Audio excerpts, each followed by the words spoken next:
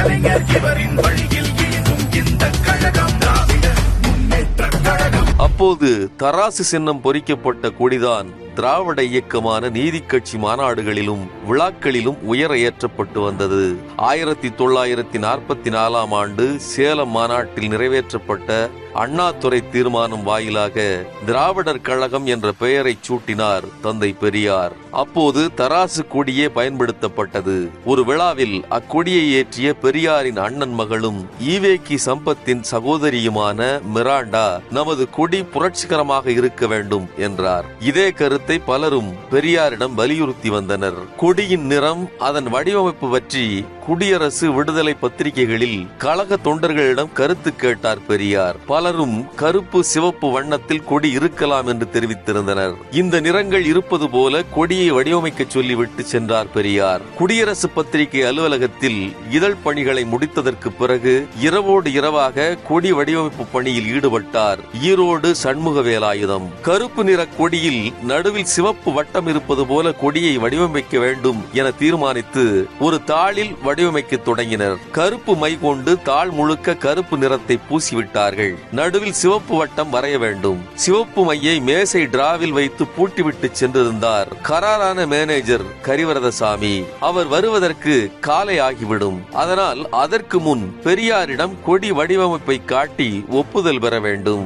சிவப்பு நிறத்திற்கு என்ன செய்வது என்று அனைவரும் யோசித்துக் கொண்டிருந்த போது குடியரசு பத்திரிகையின் துணை ஆசிரியரான கலைஞர் தன் விரலில் குண்டூசியால் குத்தி கொப்பளித்து வந்த ரத்தத்தால் சிவப்பு வட்டத்தை வரைந்தார். குருதியில் வடிவமைக்கப்பட்ட அந்த கொடிக்கு பெரியார் ஒப்புதல் கொடுத்தார். புதுக்கொடி பறந்தது.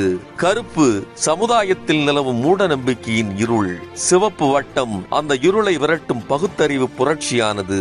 கொள்கையும் குறிக்கோளும் ஒன்றே, லட்சியத்தை அடைவதற்கான பாதைகள் தான் வேறு என திராவிடர் கழகத்திலிருந்து பிரிந்து திராவிட முன்னேற்ற கழகத்தை தொடங்கிய பேரறிஞர் அண்ணா அதே கருப்பு சிவப்பு நிறங்களை சம அளவில் திமுகவின் கொடியில் பயன்படுத்தினார். மேலே கருப்பும் கீழே சிவப்புமாக கொடியை வடிவமைத்ததற்கான காரணத்தையும் விளக்கினார். கருப்பு நிறம் என்பது அரசியல், பொருளாதார, சமுதாய வாழ்வில் உள்ள இருண்ட நிலை.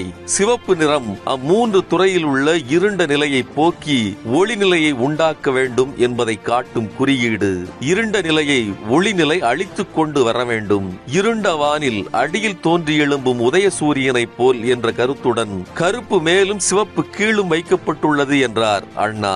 திமுகவின் இருவண்ண கொடியை தமிழ்நாட்டின் பட்டி தொட்டி எங்கும் ஏற்றி அதிகமான கிளைக்கழகங்களை உருவாக்கியவர் முத்தமிழறிஞர் கலைஞர். 2004 ஆண்டு சேலத்தில் நடந்த சிறப்பு மாநாட்டில் கழக கொடியை ஏற்றி உரையாற்றியவர் இன்றைய கழக தலைவர் தளபதி மு.க. ஸ்டாலின். திமுக எதிர்க்கட்சியாக இருந்த நேரம் கழகத்தினர் அனைவரும் தங்களின் வாகனங்களில் இருவண்ண கொடியை பறக்கவிட வேண்டும் என்றார். கார், இருசக்கர வாகனங்கள், சைக்கிள் என எந்த வாகனமாக இருந்தாலும் அதில் கொடியை பறக்கவிட இது இயக்கத்துக்கு புது தெம்பை கொடுத்தது.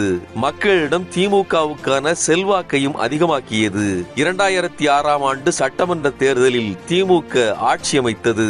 கட் அவுட் வேண்டாம், கழக கொடிகள் பறக்கட்டும் என்பதை கழக தலைவர் தன் பிறந்த நாளின் போதும் தான் பங்கேற்கும் நிகழ்வுகளின் போதும் கடந்த 10 ஆண்டுகளுக்கு மேலாக வலியுறுத்தி வருகிறார். கருப்பு சிவப்பு என்பது வெறும் வண்ணமல்ல, அது ஒவ்வொரு உடன்பிறப்பின் குருதியிலும் கலந்துவிட்ட உணர்வு. அண்ணாவால் தொடங்கப்பட்டு கலைஞரால் கட்டி காக்கப்பட்டு 75 ஆண்டுகளை நிறைவு செய்துள்ள அரசியல் பேரியக்கமான திமுகவின் பவள விழாவை ஒட்டி வீடுகள் தோறும் கொடியேற்ற வேண்டும் என தலைவர் அன்பு கட்டளையிட்டிருக்கிறார். உள்ளத்தில் கொள்கைகளை பதிய வைத்து இல்லத்தில் இருவண்ண கொடி உயர பறக்கட்டும். சிவப்பு நிற மனித ரத்தம் உடன்பிறப்புகளுக்கு மட்டும், கருப்பும் சிவப்பும் இரண்டர கலந்த நிறமாகட்டும். பெரியார் அண்ணா கலைஞர் இவரின் வழி